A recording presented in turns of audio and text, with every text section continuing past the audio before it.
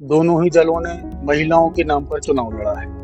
अगर 2018 से आप कंपेयर करते हैं तो इस बार जो है महिला मतदाताओं की संख्या ज़्यादा है। मैं तो ये कहूंगा कि मध्य प्रदेश में पूरा चुनाव भाजपा सिर्फ और सिर्फ लाडली बहना के सहारे लड़ रही है। लोगों की जो समस्याएं रहती हैं उन समस्याओं का एक आधार होता है कि आखिर जब उसकी बात सुनी नहीं जा रही तो वो क्या करे। इन माध्यमों के लेके वो सीधा अपना जो काम हो रहा है या नहीं हो रहा तो वो सीधा मतदान के माध्यम से अपनी अभिव्यक्ति करता है। नरसिंहपुर की जनता बड़ी जागरूक है और समझदार हो गई, तो फिर कांग्रेस का मैनिफेस्टो सबसे ऊपर है। नमस्कार, मैं हूं अनुज कुमार और आप देख रहे हैं एमपी तक। मध्य प्रदेश सहित नरसिंहपुर में भी चुनाव हो गया है। 17 तारीख को मतदान हो गया है और जो प्रत्याशी हैं उनका भाग्य है वो ईवीएम में कैद हो गया है। हमारे साथ में आज कुछ नरसिंहपुर जिले के वरिष्ठ पत्रकार हैं, उनसे जानते हैं कि पूरे मध्य प्रदेश सहित नरसिंहपुर, प्रमुख रूप से नरसिंहपुर सीट है जो जहां पर प्रहलाद सिंह पटेल केंद्रीय मंत्री चुनाव मैदान में थे, वहां की क्या स्थिति है। मतदान अधिक हुआ है तो उससे क्या प्रभाव पड़ेगा और उसके पहले 2018 में जो चुनाव हुए थे उसको और इस चुनाव को कैसे देखते हैं। हमारे साथ है आशीष खरे जी। क्या स्थिति है, चुनाव हो गए हैं, क्या मानते हैं, पूरा समीकरण कैसा? देखिए, इस बार जो है सबसे ज़्यादा महिलाओं की वोट आई है। दोनों ही दलों ने महिलाओं के नाम पर चुनाव लड़ा है। अगर 2018 से आप कंपेयर करते हैं तो इस बार जो है महिला मतदाताओं की संख्या ज़्यादा है। अगर हम सीटों के आधार पे बात करें तो जो स्विंग होंगी वोटें 2008 में भी 2018 में भी वोटें स्विंग हुई थी, परसेंटेज बढ़ा था, लेकिन नरसिंहपुर फिर भी जीती थी भाजपा। आज केंद्रीय मंत्री एक बड़ा चेहरा है, दूसरी तरफ एक प्रत्याशी है जो सतत 5 साल से जो है संपर्क में रहा है, तो स्वाभाविक रूप से कांटे की टक्कर है। ये नहीं कहा जा सकता कौन जीत रहा है, ये तो 3 तारीख को ही पता चलेगा। लेकिन यदि कहीं महिलाओं का करंट है, लाडली बहना का, तो निश्चित रूप से भाजपा को फायदा होता दिख रहा है। ब्रजेश दीक्षित जी है। ब्रजेश दीक्षित जी, आप कैसे देखते हैं? अनुज जी, मुझे लगता है कि भाजपा ने ऐन समय में जिस तरीके से प्रत्याशी घोषित किए, उन्होंने कई बड़े चेहरे अपने मैदान में उतारे। उसका कुछ फायदा भाजपा को मिल सकता है, लेकिन उसके उलट कई नुकसान भी।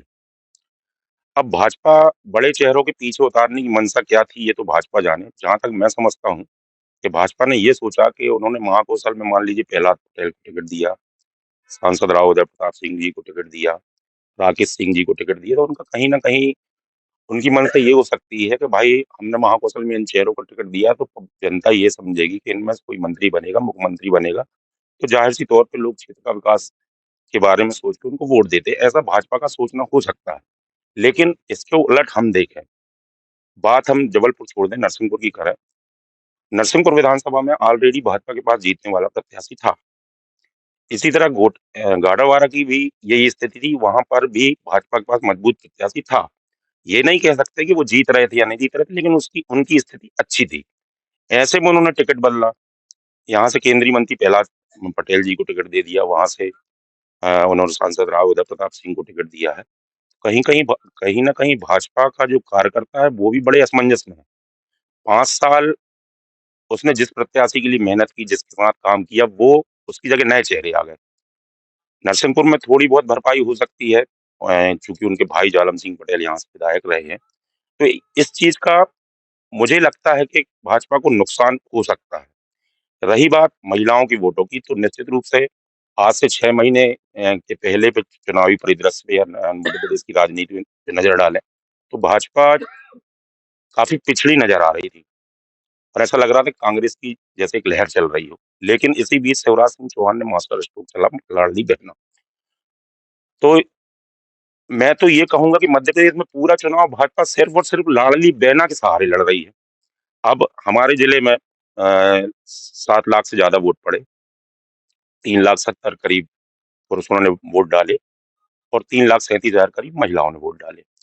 इनमें 2,15,000 लाडली बहनों की संख्या है। जो 3,37,000 वोट पड़े हैं और कुल लाडली बहनें नरसिंहपुर जिले में 2,17,000, तो इसका फायदा भाजपा को मिलेगा।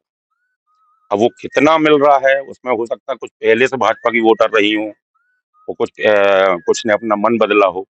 तो ये मैं कह सकता हूँ कि लाडली बहना के सहारे भाजपा मैदान में है और कांग्रेस भी अपने कई मुद्दों के साथ मैदान में है। तो ये एक और निश्चित तौर पर कहा जा सकता है कि नरसिंहपुर में किसी भी सीट पे हार जो जीत जीत का दावा नहीं किया जा सकता कि यहाँ से भाजपा जीत रही है या कांग्रेस जीत तो नरसिंहपुर की बात करें तो बड़े नेता का कितना परसेंटेज है? रही है। बड़े नेता का सर पूरा जो चुनाव हुआ है, जहां तक मैंने देखा है, प्रहलाद जी बड़ी बड़ी मतलब उन्होंने सभाएं करी, स्थानीय स्तर पर जनसंपर्क उन्होंने नहीं किया, उनका पूरा चुनाव उनके भाई जालम सिंह पटेल लड़े।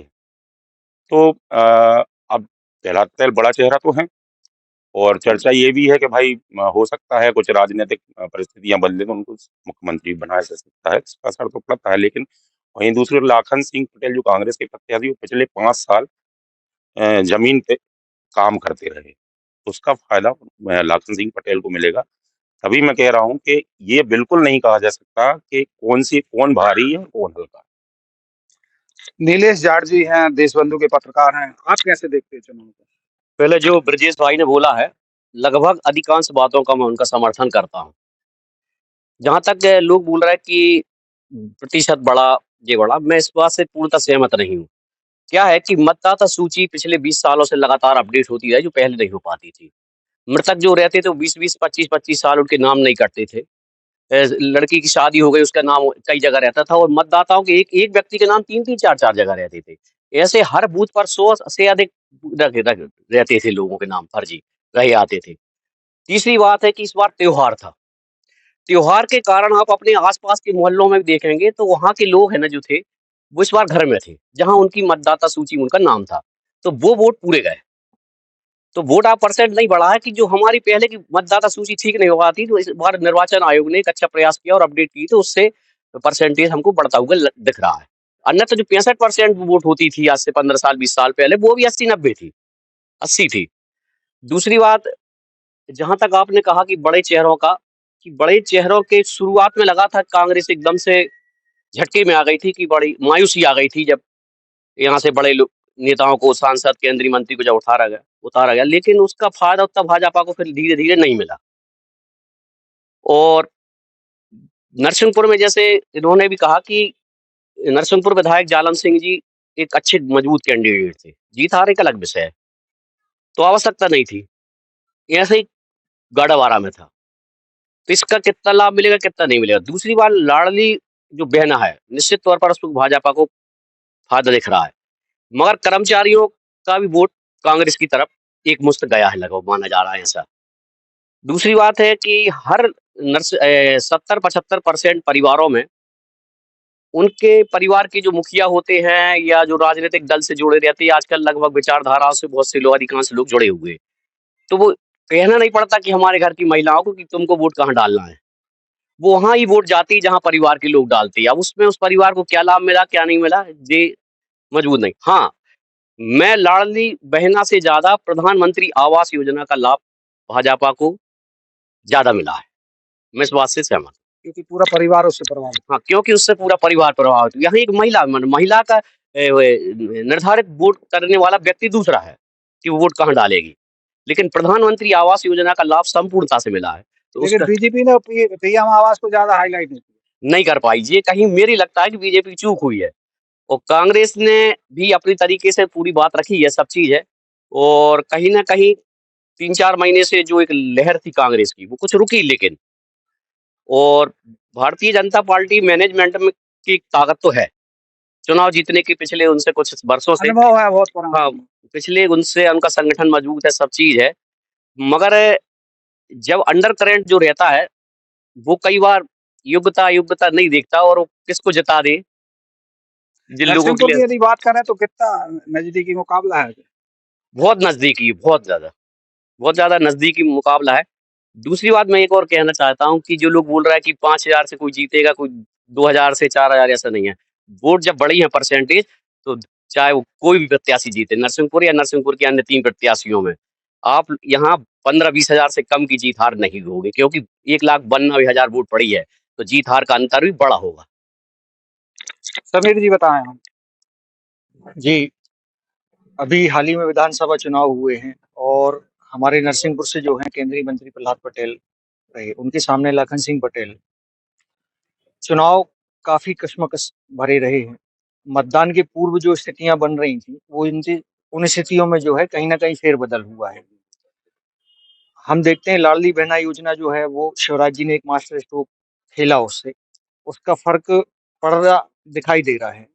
हालाँकि फ़र्क पड़ेगा, कितना पड़ेगा ये तो अपन 3 तारीख के बाद इसमें, लेकिन ऐसा नहीं है जो लाडली बहना योजना है, उसमें जिन महिलाओं को या युवतियों को लाभ मिल रहा है, उनमें कांग्रेस की महिलाएँ, बसपा की महिलाएँ, परंपरागत जो वोट बैंक है, जिन पार्टियों का रहा है, वही भी शामिल हैं। सीधे तौर पर अगर हम ये माने कि उनका लाभ सबको मिला है, ये वोट डाइवर्ट होना या फेरबदल होना, ये भी एक बड़ा सवाल है। क्योंकि भाजपा का जो परंपरागत वोट बैंक है, उनकी महिलाएँ उसमें लाभ तो लेके और वोट करेंगी। लेकिन अन्य दल की जो महिलाएँ हैं या उनसे प्रभावित जो महिलाएँ हैं, प्रेरित महिलाएँ हैं, वो वोट कर दें, ये तो सोचने वाली बात होगी। तो ये अपन 3 दिसंबर के बाद ये सामने आएगा कि लाडली बहना से लोग कितने प्रभावित हुए या महिलाएँ कितनी प्रभावित हुईं। बाकायदा इस बार महिला पुरुष जो हैं बड़ी मात्रा में निकले, उन्होंने मतदान किया और ये जागरूकता के भी परिणाम हैं और लोग निकल के वोट किया है। प्रहलाद पटेल जी और लाखन सिंह पटेल जी को चूँकि देखा जाए तो पहले ये मुद्दा चला कि बाहरी प्रत्याशी। वो भले ही अपने आप को ये कहें कि हमारा गृह क्षेत्र है या गृह जिला है या हम यहाँ जन्म लिए हैं। लेकिन बड़ा सवाल लोगों ने ये खड़ा किया, विपक्ष ने ये बात लेके आए कि साहब आपने किया क्या? लेकिन वो तो दोनों प्रत्याशियों पे लागू हो गया, बाहर का नहीं, खत्म हो गया। चूँकि ये बात खत्म नहीं हुई, ये बात आगे बढ़ी। देखिए जालम सिंह जी पटेल चुनाव जब लड़ते या जब हम लोग सोच रहे थे कि जालम सिंह पटेल जी की टिकट फाइनल है और उनको कोई यहाँ से टिकट उनकी नहीं कट सकती थी। उस स्थिति में चुनाव अलग था, लेकिन प्रहलाद जी के आने के बाद चुनाव पलटा। क्योंकि ये जो मामला है ये तेजी से फैला लोगों के बीच। हाई प्रोफाइल नेता हैं, हेलीकॉप्टर से नीचे नहीं आते, ये विपक्ष ने ये बात रखी लोगों के सामने। अभी भी चुनाव के दौरान देखा गया चूँकि अन्य जिलों में या अन्य विधानसभाओं में उनकी जवाबदारी थी, ज़िम्मेदारी थी, वहाँ उन्होंने काफ़ी समय दिया। नरसिंहपुर के लिए कम समय दिया। लोगों ने सोचा कि जालम सिंह पटेल ही चुनाव लड़ रहे हैं, लेकिन ऐसा हुआ नहीं। वो जो बात विपक्ष ने वजनदारी से उठाई, वो जनता के बीच गई वो बात। कि साहब आप दूसरी जगह जहाँ सांसद रहे या जहाँ रहे, आप जो आपका गृह क्षेत्र गोटेगांव है, उस क्षेत्र के लिए आपने क्या किया? मोदी जी के विकास के नाम पर और शिवराज जी की लाडली बहना योजना के नाम पर अगर आप चुनाव निकाल रहे हैं, तो फिर आपके नाम क्या है? ये सवाल लोगों के मन में आज भी है। आप बताएं। अनुज भाई, सबसे पहले तो मैं ये जिस प्रकार से आपने कहा कि मतदान का प्रतिशत बढ़ा है, तो इसके लिए मैं सबसे पहले निर्वाचन आयोग और निर्वाचन अधिकारी कर्मचारी हैं, उनके द्वारा जो जागरूकता मतदाताओं के बीच अभियान चलाया गया है, उसको मानूंगा महत्वपूर्ण। दूसरी बात यह है कि आजकल सोशल मीडिया और मीडिया के इतने माध्यम हैं, तो लोगों की जो समस्याएं रहती हैं, उन समस्याओं का एक आधार होता है कि आखिर जब उसकी बात सुनी नहीं जा रही तो वो क्या करे। इन माध्यमों के लेके वो सीधा अपना जो काम हो रहा है या नहीं हो रहा, तो वो सीधा मतदान के माध्यम से अपनी अभिव्यक्ति करता है। तो मतदान बढ़ने का एक प्रतिशत मैं ये मानूंगा कि ये भी है कि लोगों की जो समस्याएं हैं वो महत्वपूर्ण है। दूसरी बात, जैसे कि लाडली बहना की बात चल रही है कि लाडली बहना योजना, निसंदेह इसमें कोई बात नहीं है कि वर्तमान मुख्यमंत्री शिवराज सिंह जी ने पूरा चुनाव जो केंद्रित है वो लाडली बहना योजना पे किया। हमारे मोदी जी आए, अमित शाह जी आए, इनने पूरा फोकस राम मंदिर को किया। उसके अलावा जो मतदान प्रतिशत बढ़ने का एक कारण और है कि जो शिवराज जी ने जो एक अभियान चलाया, कमलनाथ जी आएंगे तो योजना बंद कर दी जाएंगी, योजना बंद कर दी जाएंगी। अधिकतर गरीब परिवार और आर्थिक रूप से जो कमजोर लोग हैं, उनको लगता है कि उनको जो सहायता शासन प्रशासन से मिल रही, कहीं ये बंद ना हो जाए। उस माध्यम को उसको लेता है, वो वोट किसको दे रहा है किसको नहीं दे रहा ये अलग बात है।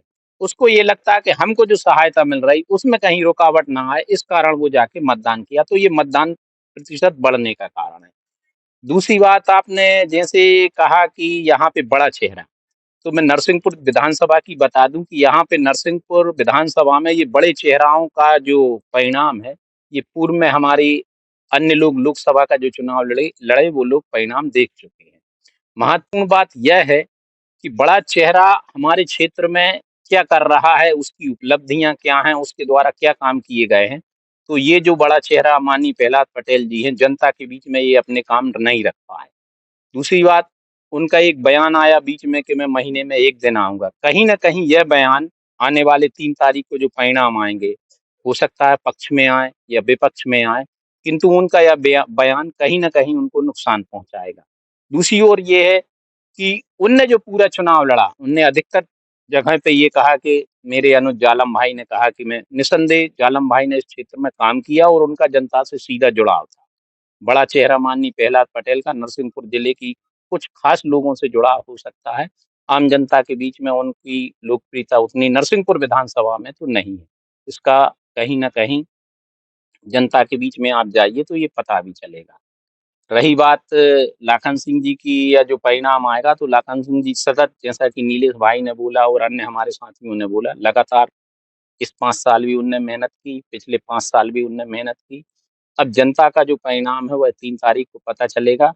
बाकी ये है कि जिस तरह के परिणाम की आशा की जा रही है, कि जिस तरह के चेहरे नरसिंहपुर जिले में आएँगे, क्योंकि बदलाव की बात कही जा रही है, हो सकता है कि प्रदेश में बदलाव भी हो जाए। और अगर मान लीजिए नहीं हो रहा बदलाव और यही चेहरे फिर सामने आते हैं, तो नरसिंहपुर की जनता को यह तय करना होगा कि वही चेहरे उसके सामने होंगे, जो पिछले कई वर्षों से उसका प्रतिनिधित्व विधानसभा में कर रहे हैं। तो कोई नई चीज़ यहाँ पे होगी या कोई नई उपलब्धि मिलेगी, इसकी उम्मीद बतौर एक मतदाता के तौर पे मैं नहीं मानता। यदि अपन मैनिफेस्टो की बात करें आशीष जी, तो दोनों पार्टियों के मैनिफेस्टो आपने देखे होंगे, तो इसका क्या पार्टी कौन को ज्यादा लाभ मिलेगा? देखिए, यदि हम ये मान लें कुछ देर के लिए कि नरसिंहपुर की जनता बड़ी जागरूक है और समझदार हो गई है, तो फिर कांग्रेस का मैनिफेस्टो सबसे ऊपर है। क्योंकि कांग्रेस 1993 के चुनाव को रिपीट करती दिख रही है। 5 हॉर्स पावर, 10 हॉर्स पावर की बिजली, मुफ्त बिजली के बिलों में कमी की बात कर रही है वो। नारी शक्ति में भी अगर वो 1500 रुपए दे रही है, बेरोजगारों को 1500 रुपए दे रही है, बच्चियों को पैसा दे रही है। अगर इन सब पर वोट पड़ी होगी, तो फिर निश्चित रूप से कांग्रेस को ही फायदा हुआ, क्योंकि वो अप्रोक्सीमेट जो है जो लाभ है वो 15,000 का है। और यहाँ पर लाडली बहना जो है सिर्फ 3,000 की बात है। अब लाडली बहना में एक चीज आप गौर करने लायक है, यदि हम मान लें कि लाडली बहना ही सबने जो है भाजपा को वोट दिए, तो फिर चुनाव की जरूरत नहीं थी। क्योंकि लाडली बहना का लाभ उन्होंने भी लिया है जो कांग्रेस की है, उन्होंने भी लिया है जो बसपा की है। तो इसमें लाभ लेने वाली वो सारे वर्ग की है वो। ब्रजेश जी, एक कांग्रेस के पास एक मुद्दा है ओपीएस, है ना, और एक बीजेपी के पास में लाडली बहना, तो क्या मानते हैं आपको कि इससे क्या प्रभाव पड़ा होगा? जैसे कि अनुज जी, भाजपा ने निश्चित तौर पे इस बार उनका प्रमुख मुद्दा और उनके चुनाव प्रचार का केंद्र लाडली बहना रही। उसी तरह कांग्रेस ने ओपीएस का दांव चला है। लाडली बहना में वोट कन्वर्ट हो सकती है, जैसा अमर जी ने कहा, आशीष जी ने कहा, समीर जी ने कहा कि भाई वो कांग्रेस की महिलाओं को भी मिला, इसके खिलाफ दूसरी पार्टियों, लेकिन ओपीएस में वोट कन्वर्ट मुझे लगता है कि नहीं होगी। कर्मचारी ज्यादा कर्मचारियों की ऐसी कोई ज्यादा समस्याएं नहीं रहती हैं, तो ऐसा फील्ड में भी देखने में आया, कर्मचारी से कुछ बातचीत भी हुई हमारी। मुझे लगता है कर्मचारियों की एक मुश्त वोट कांग्रेस को पड़ने वाली है, लेकिन लाडली बहना की वोट है बटेगी। यदि जिले की बात करें तो मुख्यालय जो नरसिंहपुर है, मेरे ख्याल से अधिकारी कर्मचारी ज्यादा करे इसी विधानसभा में। जी, सबसे ज्यादा अधिकारी नरसिंहपुर विधानसभा में, उसका फायदा कांग्रेस को। और पहली बार आप देखना डाक मतपत्रों में कांग्रेस जीतेगी। मतलब शुरुआत कांग्रेस से होगी। हाँ, जो डाक मतपत्र खुलेंगे उसमें कांग्रेस को बड़ा मिलेगी। यदि चारों विधानसभा की बात करें नीलेश जी, तो क्या लगता है आपको, कितनी बीजेपी कितनी कांग्रेस? अनुज भाई, इसका जवाब हम दे रहे हैं। उसके पहले एक बात है, दुर्भाग्य का विषय ये है कि हमारे महापुरुषों ने जो सोचा था कि विकास, शिक्षा, स्वास्थ्य, महंगाई, रोजगार, विदेश नीति, अर्थव्यवस्था पे कभी बात होगी और इन पर हम मजबूत होंगे, लेकिन 4.25 करोड़ लाख से अधिक मध्य प्रदेश कर्ज में है। 50 करोड़ से अधिक की घोषणा दोनों दलों द्वारा की गई है। अब इसमें हमारी अर्थव्यवस्था क्या होगी, प्रदेश की स्थिति क्या होगी, जो सरकार बनाएगा उसकी वो कैसे शासन चलाएगा, इसका मूल्यांकन लोग करेंगे। नीलेश जी, लेकिन क्या है कि मतदाताओं को, जो कम वर्ग के मतदाता हैं, जो इतनी बड़ी बात सोच पाते हैं, ये बात है ना। हाँ, यही तो मैं बोल रहा हूँ कि दुर्भाग्य का विषय है और मीडिया का एक बहुत बड़ा वर्ग है इन्हीं पर हाल, लेकिन मूल मुद्दे कहीं ना कहीं नहीं दिखे हमको, जिन पर चर्चा होना थी, शिक्षा, स्वास्थ्य, महंगाई, बेरोजगार, इन पर चर्चा होना थी, इन पर चर्चा नहीं हो गई। चर्चा ये हुई कि मैं कितना दूंगा, तू कितना देगा, इस पर चर्चा रही है। ये दुर्भाग्य का विषय है। हाँ, रेवड़ी। तो इससे हम मजबूत नहीं हो रहा है हमारा देश या हमारा प्रदेश या हमारा जिला। विकास की अब कल्पना मत कीजिए कि समुचित विकास हो गया। अब समुचित विकास इसी प्रकार का होगा जो हमको देखने को सुनने को मिल रहा है। जहां तक आप बोल रहे हैं कि किसको, तो मेरे को लगता है कि 2 भाजपा को 2 कांग्रेस को सीट जा सकती है। पूर्व पश्चिम। नहीं, अब ये 3 तारीख को आप खुद समझ जाएंगे, लोग भी समझ रहे हैं, लोगों का भी अपना मूल्यांकन है। लेकिन फिर मैं बात दोहरा रहा हूँ कि जीत हार का अंतर तो 15-20 हजार से ऊपर ही का होगा। अच्छा, क्या परिस्थिति बन रही है, कितनी कितनी? ये जैसा कि नीलेश भाई ने कहा, मैं उनकी बात से पूर्णतः सहमत हूँ। 2+2, 2 कांग्रेस 2 बीजेपी के हिस्से में जाएंगी, क्योंकि परिस्थितियां इस बार ऐसी बनी है कि हमारे जिले में जो राजनीतिक सद्भाव है और जो राजनीतिक समझौता चलता है, हमारे नेता आपस में एक दूसरे के संबंधों का ख्याल करते हुए जो राजनीति होती है, और इस चुनाव में वरिष्ठ नेतृत्व ने ऐसा कुछ गेम खेला है कि हमारे नेता आपस में उलझ के रह गए हैं, और उसी का परिणाम है कि 2+2 नरसिंहपुर जिले का परिणाम। ब्रजेश जी, आप बताएं क्या स्थिति है, और मध्य प्रदेश की भी बता दें। अनुज जी, अभी कुछ समय पहले आपके न्यूज चैनल ने भी सर्वे किए थे, उसमें कांग्रेस की बढ़त दिखा रहे थे। लाडली बहना योजना लागू होने के बाद भी सर्वे आए, उसमें भी कांग्रेस की बढ़त बता रहे थे। लगभग 20 साल की भाजपा की सरकार हो गई, 18 साल से मुख्यमंत्री शिवराज सिंह चौहान। तो कहीं ना कहीं एंटी इनकम्बेंसी तो होती है, और हम ये भी देख रहे हैं कि पिछले 18 महीने जो कमलनाथ ने सरकार चलाई, तो कमलनाथ से कुछ लोगों की सहानुभूति भी नजर आती है। तो 18 साल की एंटी इनकम्बेंसी प्लस इस बार जो घोषणाएं कमलनाथ ने की है, मुझे लगता है कि प्रदेश में कांग्रेस लीड करेगी। और जिले में? जिले का कुछ कहा नहीं जा सकता। जिले की चारों विधानसभाओं में बहुत कड़ा मुकाबला। कितनी विधानसभा फंसी? विधानसभा चारों फंसी। चारों फंसी। अंक समीर जी, आप बताएं जी। क्या परिदृश्य बन रहा है? परिदृश्य साफ साफ तो नजर नहीं आ रहा है, क्योंकि अभी हम लोग सारे साथी जो हैं वो आकलन कर रहे हैं या समीक्षाएं कर रहे हैं, विश्लेषण कर रहे हैं, लेकिन ये बात अभी तक निकल के सामने नहीं आई है कि कहाँ किसकी जीत होगी और कहाँ किसकी हार होगी।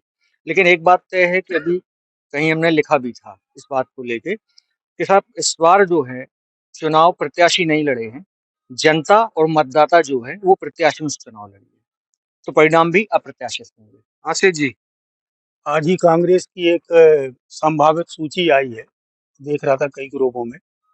उसमें कांग्रेस खुद ही मान के चल रही है कि नरसिंहपुर में वो एक सीट जीत रही, वो भी तेंदुखेड़ा। अच्छा। तो जब उन्हीं ने अपना निष्कर्ष निकाल लिया है, तो फिर 3 तारीख में हम देखेंगे।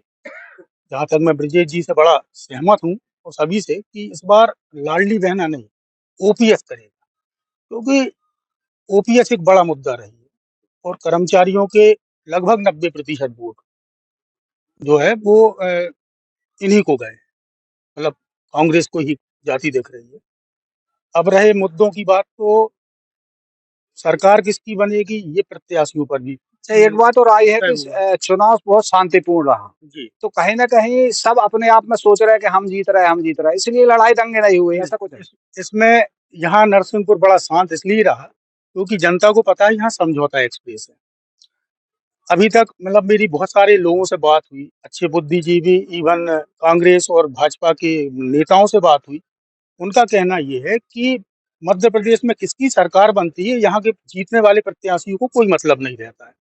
मान लें 2 कांग्रेस के हैं, 2 भाजपा के, उनको लगता है उनकी सरकार है, क्योंकि समझौता हाँ, क्योंकि उन्हें जिले में सिर्फ 2 कामों से मतलब रहता है, एक रेत खनन और दूसरा शुगर मिल। और दोनों ही मामले जो है, चाहे चारों सीटें कांग्रेस किया जाए, चाहे चारों सीटें भाजपा किया जाए, अवैध रेत खनन बंद नहीं होना है, गन्ना किसानों की कोई समस्या नहीं होना है, शुगर रिकवरी मिलना नहीं है। किसान जो है कोर्ट में लड़ रहे हैं, उल्टे जो है जितनी भी फैक्ट्रियां गई हैं कोर्ट में, वो सब किसी न किसी नेता की है। यदि ये इतने जनहितैषी होते तो ये कोर्ट जाने की जरूरत ही नहीं थी। थोड़ी सी रिकवरी ही तो मांग रहे हैं, भुगतान की तो बात हो रही। तो मूलतः यहाँ कोई फर्क नहीं पड़ता है कि कौन जीत रहा है कौन हार रहा है, क्योंकि यहाँ पर जो है समझौता एक्सप्रेस ही दौड़ेगी, चाहे प्रदेश में कांग्रेस की सरकार बन जाए, चाहे प्रदेश में भाजपा की सरकार बन जाए। यहाँ के विधायक आपस में मिलकर जो है समझौता एक्सप्रेस की गाड़ी दौड़ाएंगे। बहुत छोटा-सा मैं आपको उदाहरण बता दूँ कि नरसिंहपुर की ही अगर आप नगर पालिका में कोई टेंडरों की अगर आप पड़ताल कर लें, तो भले सरकार भाजपा की है, लेकिन टेंडर विपक्ष के हैं। तो ये थे पत्रकारों के विचार। पत्रकार भी कुछ कह नहीं पा रहा है। जहाँ कांग्रेस के लोग जो है ज़्यादातर अपनी जीत का दावा कर रहे हैं और बीजेपी के जो नेता हैं, कार्यकर्ता हैं, वो भी अपनी जीत का दावा कर रहे हैं। लेकिन अब पत्रकारों की पूरी बात से यह स्पष्ट हो गया है कि अभी कहा नहीं जा सकता, ये परिणाम 3 तारीख को प्राप्त होगा। नरसिंहपुर से अनुज ममार, एमपी तक।